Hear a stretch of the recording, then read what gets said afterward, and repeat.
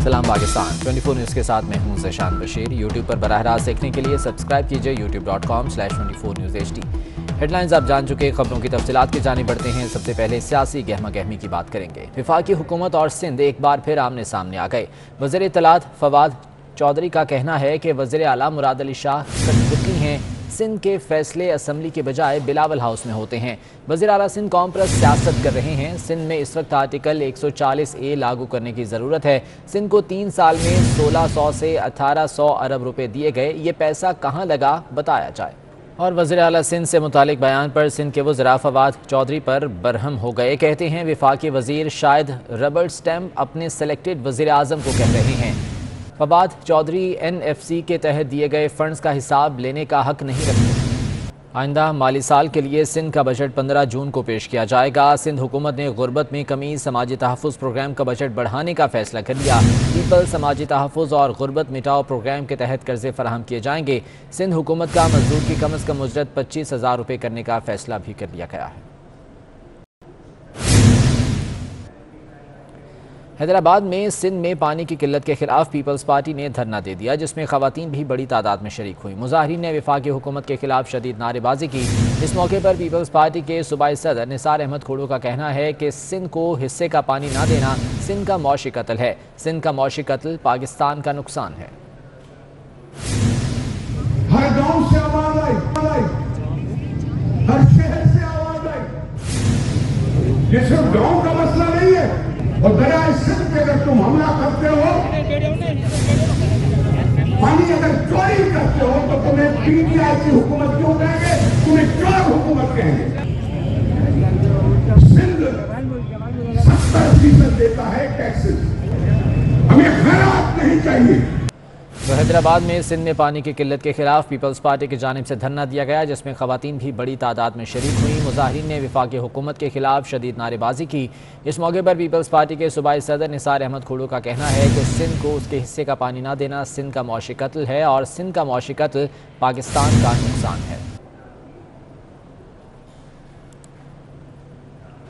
Peoples party के रहनुमा senator Salim Mandviwalla का कहना है कि IMF ने पाकिस्तान को बोर्ड मीटिंग के एजेंडे से निकाल दिया। वज़ीर ख़जाना ने इनडायरेक्ट टैक्स लगाकर तबाही कर दी। आम आदमी के लिए बजट में कुछ नहीं।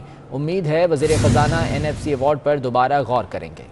और साबिक वज़ीर आज़म शाहिद खाकान अब्बासी का कहना है कि हुकूमत के बजट की बुनियाद झूठ पर है। हुकूमत 24% आमदन बढ़ाने का दावा कर रही है। नया टैक्स ना लगाने के दावे करने वालों के बजट दस्तावेजात में 383 अरब के नए टैक्स सामने आए हैं।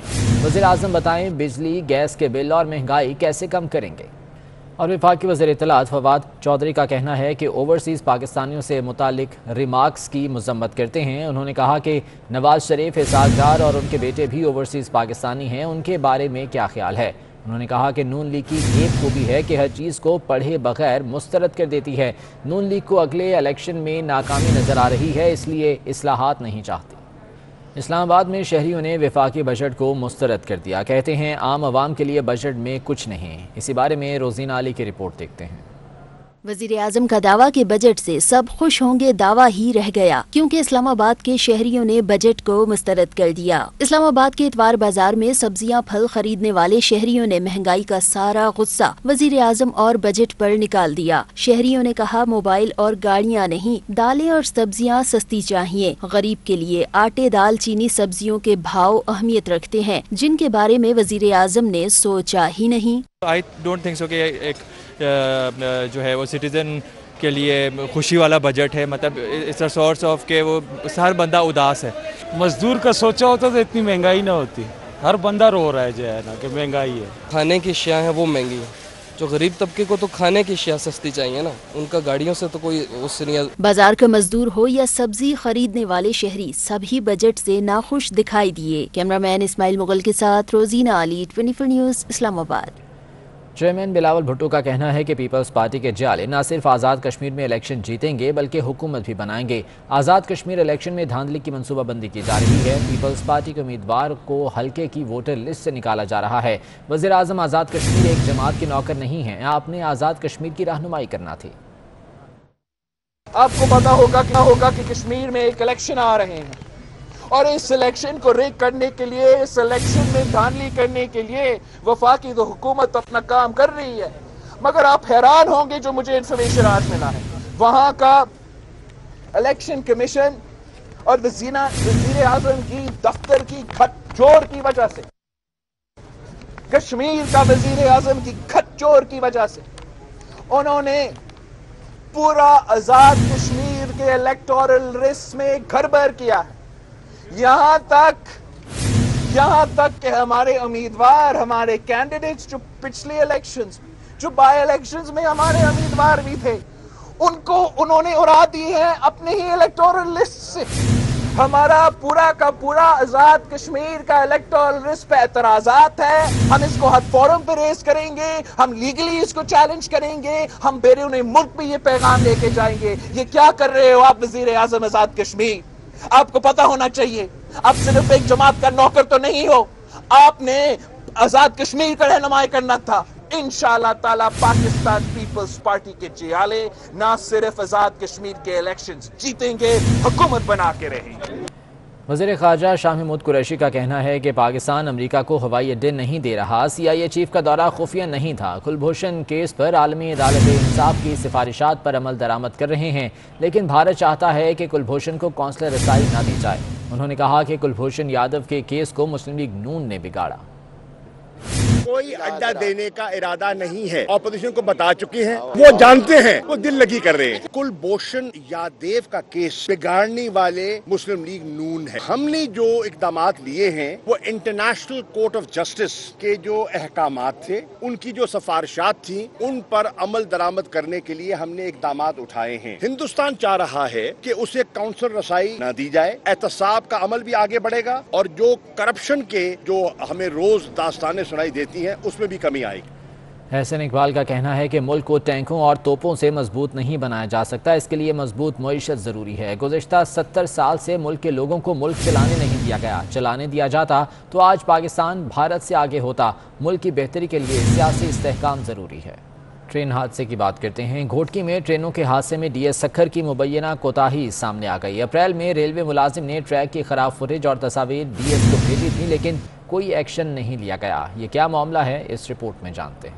پنجاب کا بجٹ کل پیش ہوگا. 2600 ارب سے زائد کے بجٹ میں ترقیاتی پروگرام کے لیے 560 ارب رکھے جائیں گے. مشیروں اور وزیروں کے اخراجات کے لیے اضافی فنڈز مختص ہوں گے. دوسری طرف وزیر اعلیٰ عثمان بزدار نے بجٹ کی منظوری کے لیے کوششیں کی. موسم کی بات کریں تو لاہور سمیت پنجاب کے مختلف شہروں میں کل آندھی اور گرج چمک کے ساتھ بارش کا امکان ہے. محکمہ موسمیات کی جانب سے اسلام آباد میں بھی کل آندھی اور بارش کی پیشگوئی کی گئی ہے, جبکہ سندھ اور بلوچستان کے بیشتر اضلاع میں کل موسم گرم اور خشک رہے گا.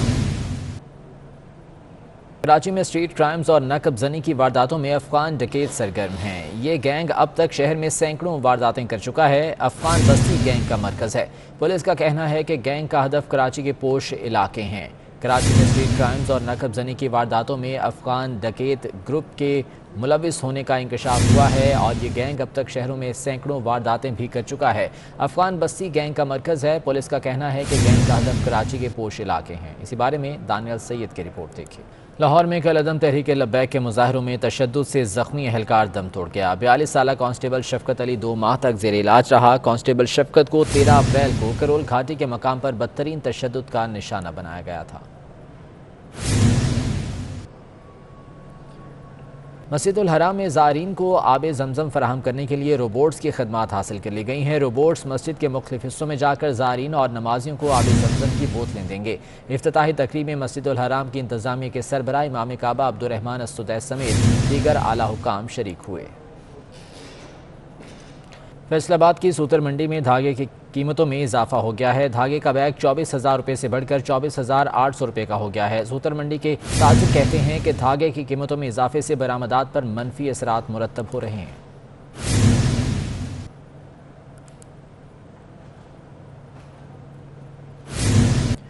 لاہور میں وزیر اعلیٰ پنجاب سردار عثمان بزدار اور اسپیکر پنجاب اسمبلی چودھری پرویز الہی کی ملاقات ہوئی ہے. اس ملاقات میں وزیر قانون راجہ بشارت, سینئر صوبائی وزیر عبدالعلیم خان بھی موجود تھے.